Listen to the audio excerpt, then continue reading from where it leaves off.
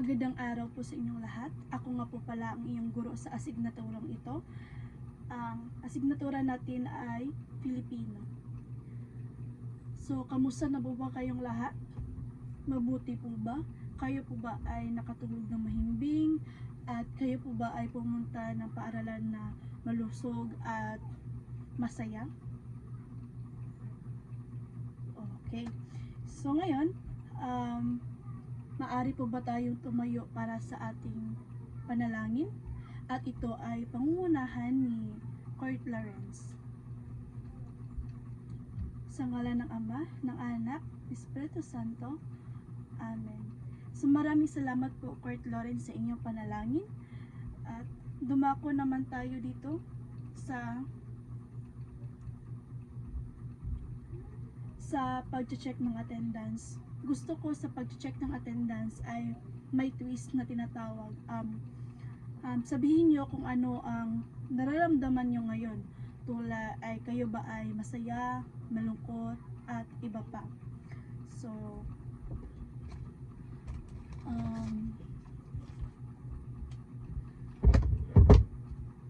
Bartolaba, Balaba, Asenas. So lahat po ay present. So palakpakan natin ang ating mga sarili.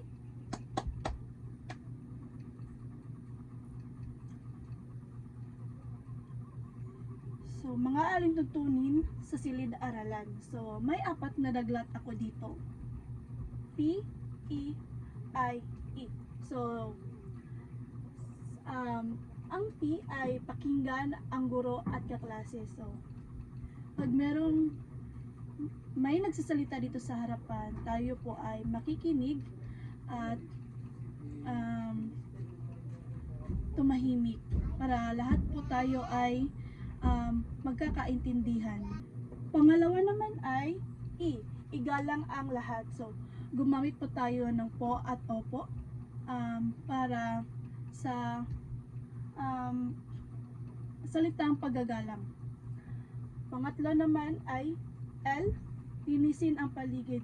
Gusto ko pong malinis ang ating silid-aralan at paligid. Pang-apat naman ay I, ingatan ang mga gamit. So, dapat natin ingatan ang ating mga gamit, lalo na po ang ating gamit sa ating paaralan. So, ito po ang 4 na mga alintugtunin sa silid-aralan. Naiintindihan po ba? Okay, mahusay.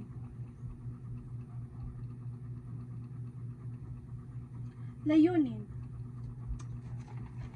Para sa ating layunin,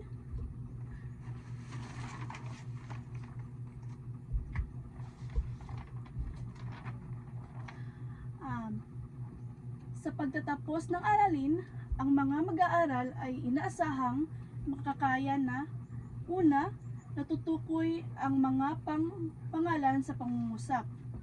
Pangalawa, na ilalapat ang wastong gamit ng pangalan sa pagbibigay ng pangalan ng tao, lugar, hayop, bagay at pangyayari. Pangatlo naman ay naipapakita ang pagpapahalaga sa paggamit ng tamang pangalan sa pang-araw-araw na usapan. So ito ang dapat nating matutunan sa ating aralin ngayong araw na ito.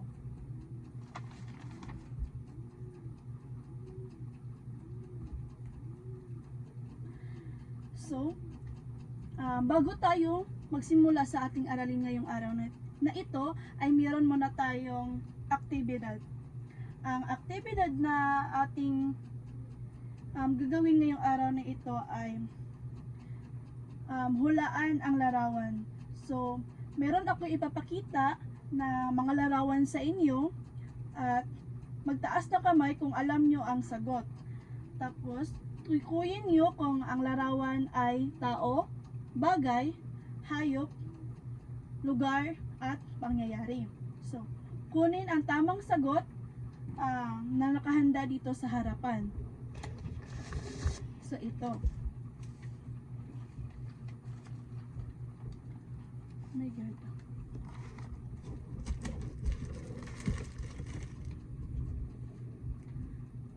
So una, ano kaya ito? Meron po bang makapagbigay ng ideya kung ano ang nasa larawan na ito? Tama. Ito po ay hayop.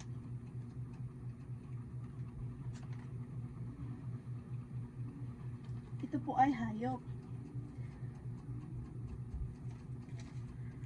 Pangalawa naman ay, ano kaya ito?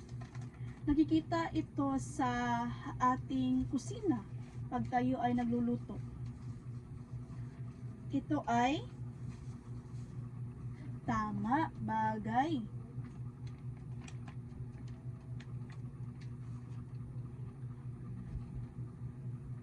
Pangalawa naman ay, meron po ba kayong ideya kung ano ito? Tama, tao.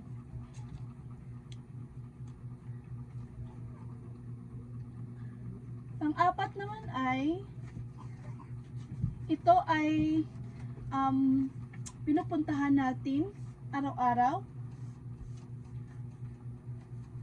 or kung meron tayong oras na pumunta dito. Tama, ito po ay lugar.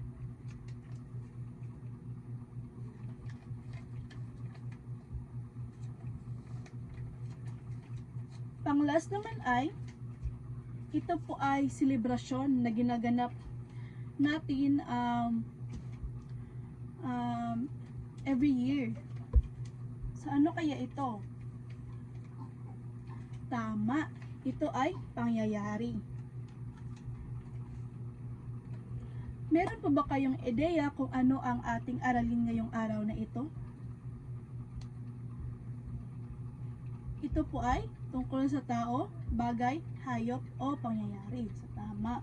So, lahat ng po ito ay konektado sa ating aralin ngayong araw na ito. So, ang pamagat ng ating aralin ngayong araw na ito ay nagagamit ng wasto ang pangalan sa pagbibigay ng pangalan ng tao, lugar, hayop, bagay, at pangyayari.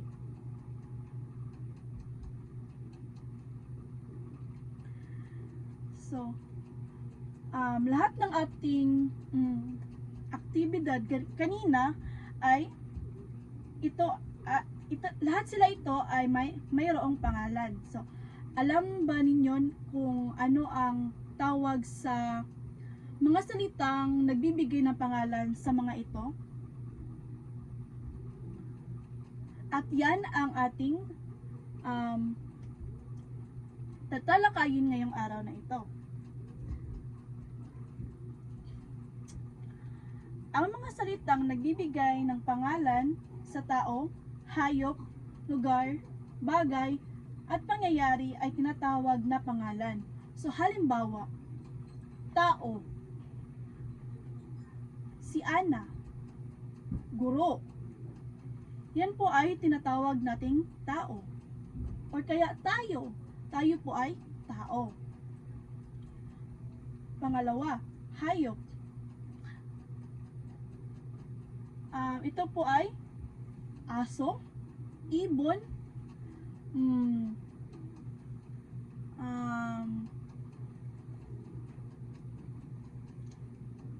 pusa, at iba pa. Pangatlo naman ay bagay. So, ang bagay ay nakikita natin sa loob ng ating tahanan at dito sa paaralan, katulad ng pisara, lamesa, upuan, lapis, at iba pa. So, lugar. Lugar ay paaralan, simbahan, parke, at iba pa. So, ang pangyayari naman, ito ay Pasko, kaarawan, o may selebrasyon na ating ginaganap.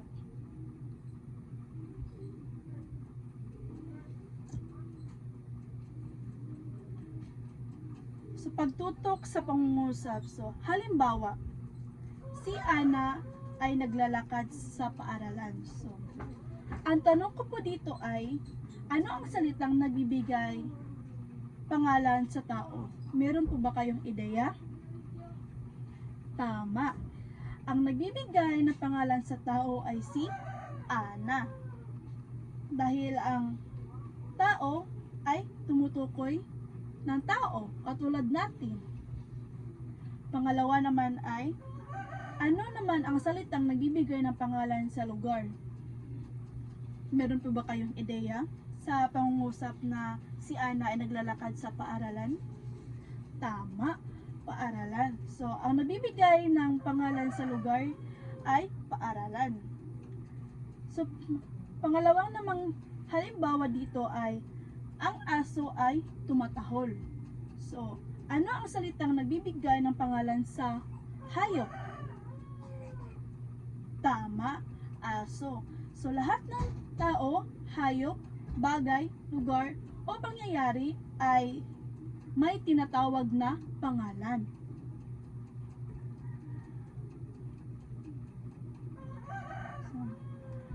So, may ipapagawa ako na gawain sa inyo na ang tawag ay kilos at hulaan. So, hatiin ko kayo sa tatlong grupo. Bawat grupo ay pipili ng isang kinatawanan. Bawat grupo ay pipili ng isang kinatawan.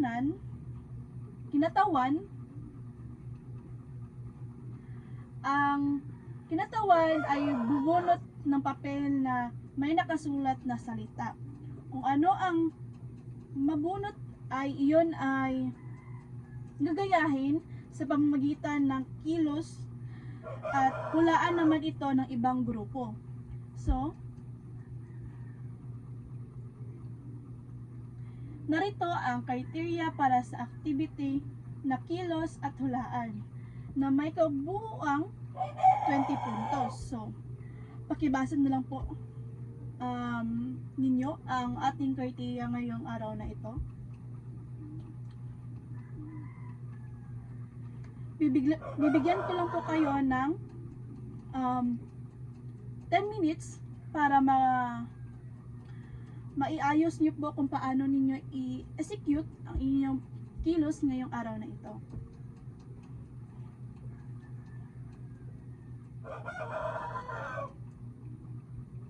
Okay.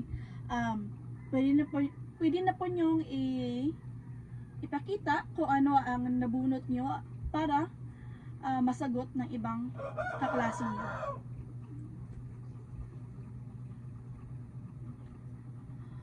Okay, palakpakan natin ang ating mga sarili. Lahat po ay mahusay at nag-cooperate para sa ating aktibidad na ating sinagawa.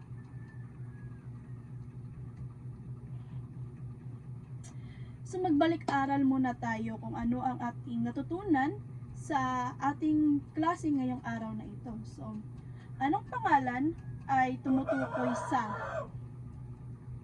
Meron po ba kayong ideya kung ano ang pangalan ay tumutukoy sa? Okay, Martulhaba. Okay, tama. Ito ay tumutukoy sa tao, bagay, hayop,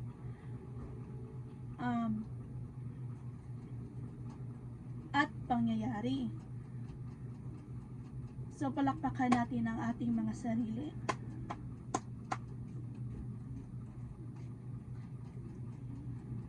Para sa ating pagsasanay, piliin kung salitang may salungguhit ay tao, hayop, bagay, lugar, o pangyayari. Isulat ang tamang sagot, sapat lang. So, meron akong ibibigay sa inyo na sheet para inyong sagutan kung ano ang tamang sagot.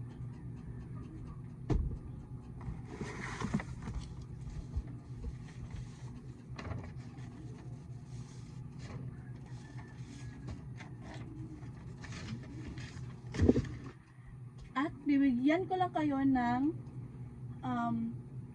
10 minuto para mag sagot sa ating pagsasanay ngayong araw na ito. Okay, lahat na po tayo ay nakasagot na at naipasa na rin ang ating sheet para sa ating pagsasanay ngayong araw na ito.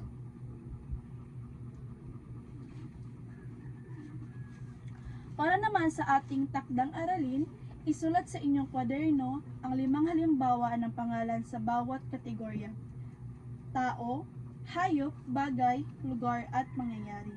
Tapos, ipapasa ito bukas para sa ating schedule